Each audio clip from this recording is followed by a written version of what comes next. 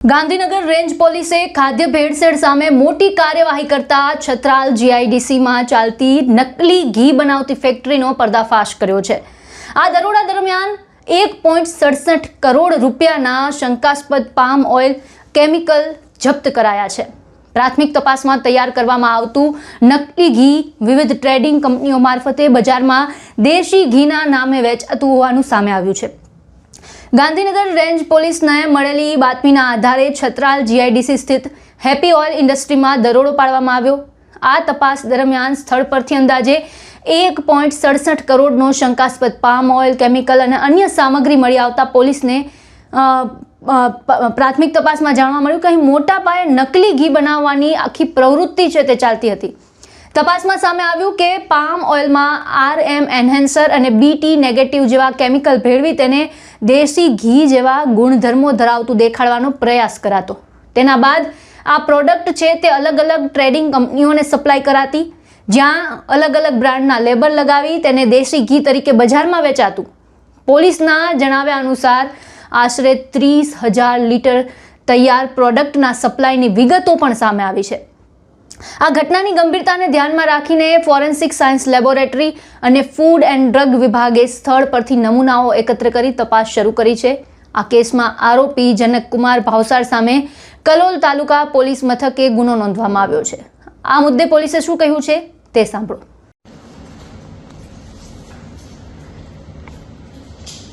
ગઈકાલે ગાંધીનગર જિલ્લાના કલોલ તાલુકા police station વિસ્તારમાં આવેલ છત્રાલ જીઆઈડીસી ખાતે યોગેશ્વર એસ્ટેટમાં જનક ભાવસર નામનો માણસ હેપી ઓઇલ ઇન્ડસ્ટ્રીઝ નામની ફેક્ટરી ચલાવતો હતો।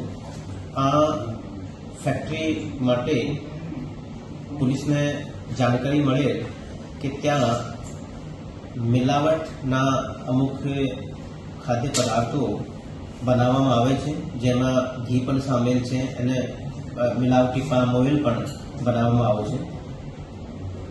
આ ઇન્ફોર્મેશનની આધારે ત્યાં ગઈકાલે પોલીસ દ્વારા રેડ કરવામાં આવે અને સાથે સાથે FSLના અધિકારીઓ અને ફૂડ એન્ડ ડ્રગ્સના અધિકારીઓને પણ સાથે બોલાવવામાં આવે અને પંચો પણ રાખવામાં આવે અને તમામની હાજરીમાં ત્યાં પંચનામું કરવામાં આવેલ અને અલગ અલગ જે પણ કેમિકલ મળ્યા ત્યાં અને અલગ અલગ જે તૈયાર માલ મટીરિયલ પણ હતો આનું પણ સેમ્પલ લેવામાં આવે।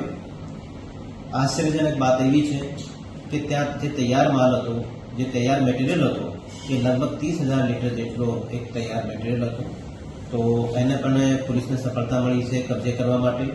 એની અલાવા લગભગ 78 લેક્સનું કેમિકલ્સ પણ ત્યાં પોલીસ કબજે કરેલ છે અને ટોટલ મુદ્દામાલની વેલ્યુ ગણવામાં આવે તો લગભગ 1,67 લાખનું જે મિલાવટી ઘી, પામ ઓઇલ અને અન્ય કેમિકલ્સ કબજે કરવામાં આવેલ છે।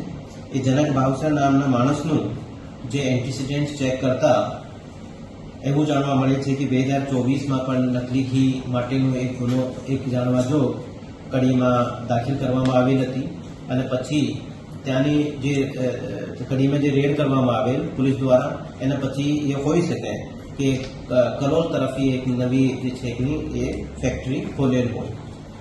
આ ગોડાઉન જે લોકોના નામે છે એ લોકો ખોખરા વિસ્તારના રહેવાસી છે। એ બીજા લોકોના નામે એ ગોડાઉન રાખતો હતો અને પછી ત્યાં એ આ ગોડાઉનમાં આ ફેક્ટરી ચલાવતો હતો। આ બાબતે ઊંડાણપૂર્વક તપાસ હાલ કરવામાં આવી રહી છે અને સાથે સાથે કોઈ પણ ફેક્ટરી એવી કોઈ પણ વિસ્તારમાં ચાલતી હશે અને કોઈ પણ પ્રકારની માહિતી મળશે તો આના ઉપર જે મિલાવટી જે ઘી, મિલાવટી કેમિકલની સાથે મિલાવટી પામ ઓઇલ અને ઘી બનાવવાની કોઈ પણ ફેક્ટરી રહેશે તો એના ઉપર પોલીસ કડકમાં કડક કાર્યવાહી કરશે।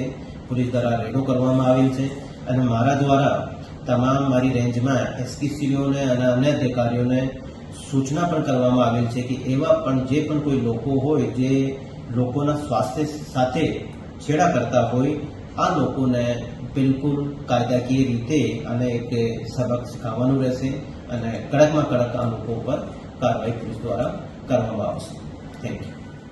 તબીબી નિષ્ણાંતોના મુજબ આવા ભેળસેળયુક્ત ખાદ્ય પદાર્થોના સેવનથી કોલેસ્ટ્રોલમાં વધારો, હાઈ બ્લડ પ્રેશર, હૃદયરોગ સહિત અનેક ગંભીર આરોગ્ય સમસ્યાઓ સર્જાઈ શકે છે.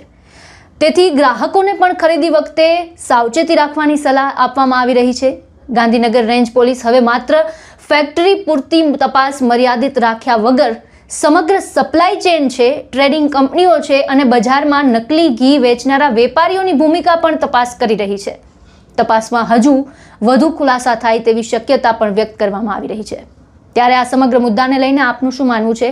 આપના વિચારો અમને કમેન્ટ બોક્સમાં જણાવો અને આપને અમારો આ વિડીયો પસંદ આવ્યો હોય તો તેને લાઇક અને શેર કરી અમારી ચેનલને સબસ્ક્રાઇબ કરવાનું ભૂલશો નહીં.